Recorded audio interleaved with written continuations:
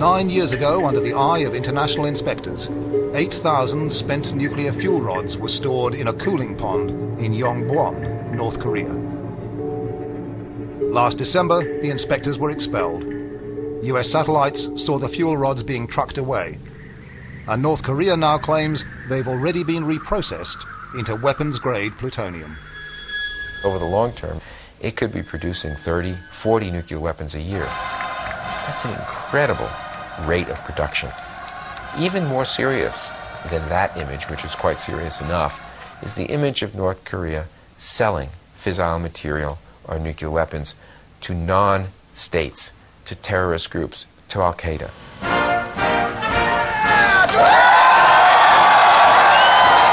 That's precisely the threat George W. Bush claimed he was countering when he went to war against Iraq.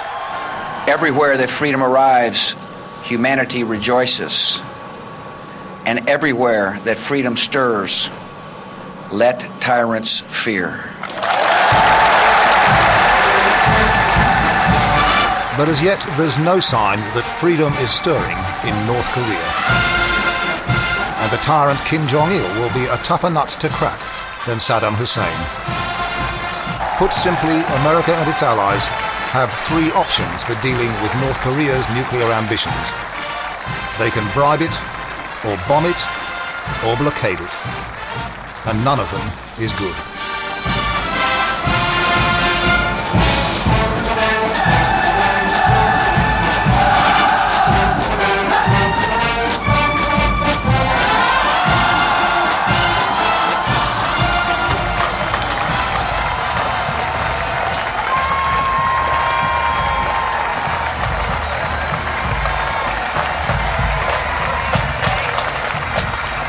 Each Anzac Day, they march as proudly as the veterans of the Kokoda Trail or Long Tan.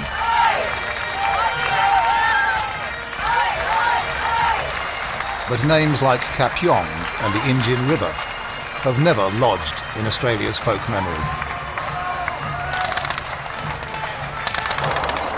The Korean War lasted 3 years and cost nearly 4 million lives, including those of 339 Australians.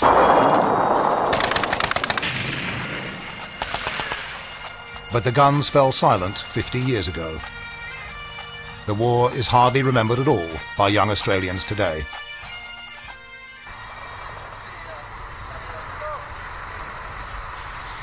The young Americans of the US Army's 2nd Infantry Division can't forget. Technically, the war is still not over.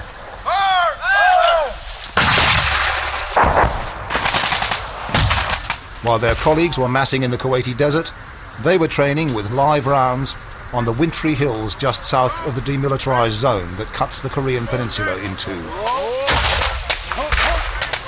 We train all year long. We got to be ready to fight tonight, whether tonight is in the summertime, or the wintertime, or any time.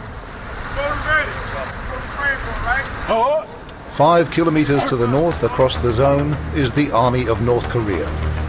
More than 1 million men, 8,000 bunkered guns and rocket launchers, chemical and biological munitions. And now there's the threat of nuclear weapons too. It's quite obvious that North Korea has nuclear capability. But that's not the point. The point is whether America believes North Korea has a nuclear capability or not.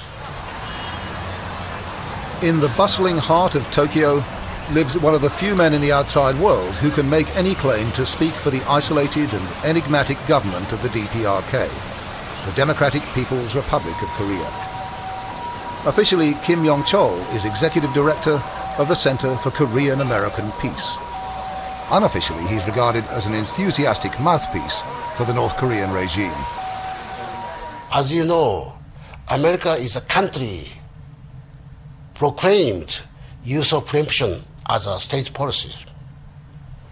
America is only superpower equipped with hundreds of thousands of nuclear weapons. So North Korea must need some strong, powerful, physical, military nuclear deterrence against America.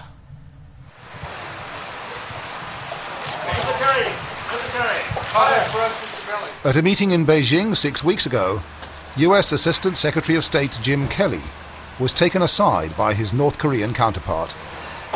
North Korea, he was told quietly, already has nuclear weapons and is well on the way to building more. Meanwhile, they had an official proposal to put. They did put forward a plan that would ultimately deal with their nuclear capability and their missile activities, but they, of course, expect something considerable in return. What the North Koreans expect are security guarantees, followed by diplomatic recognition and economic aid. And they want the payment up front. If North Korea give up nuclear weapon program, America never give us food or money, nothing. America first show money, cash on the table, not under the counter, on the table. Then North Korea may consider, otherwise no.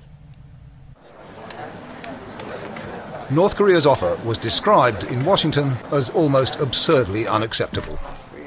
In fact, the Bush administration has ruled out any direct bilateral negotiations between the United States and North Korea. And the reason for that is because there's no price that we would be willing to pay, that they would be willing to accept to stop engaging in what they're doing with respect to the development of nuclear weapons. We've been through this once with the agreed framework, and they broke it. The agreed framework was the deal Bill Clinton did to escape from a similar crisis 9 years ago. And in the Bush administration's view, Bill Clinton was conned.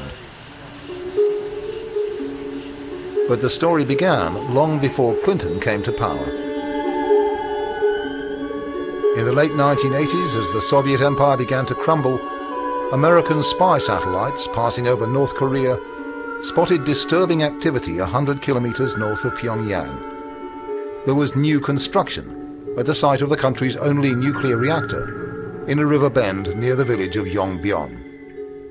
The one reactor they had was relatively small, but we saw larger ones under construction, which would have allowed them to cook up plutonium in large amounts, enough for 10 weapons per year perhaps.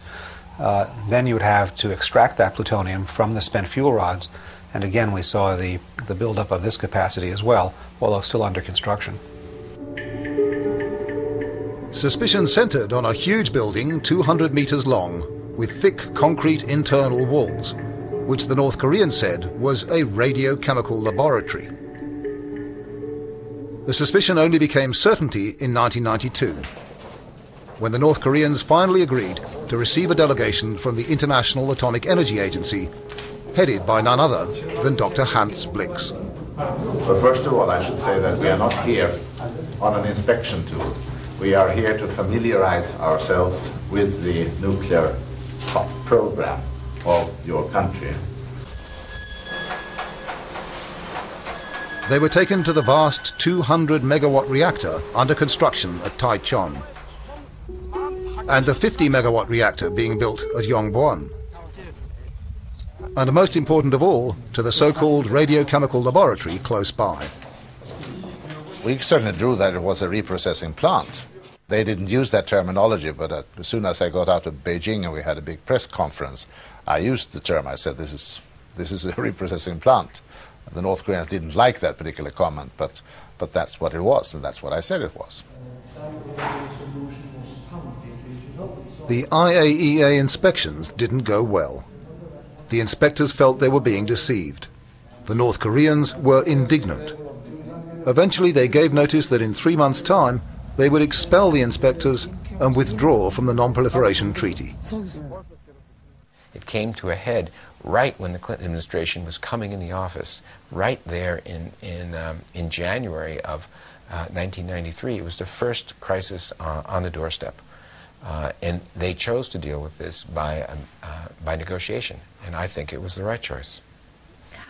Clinton appointed Bob Gallucci as America's chief negotiator. The immediate crisis was averted, but the talks dragged on without result.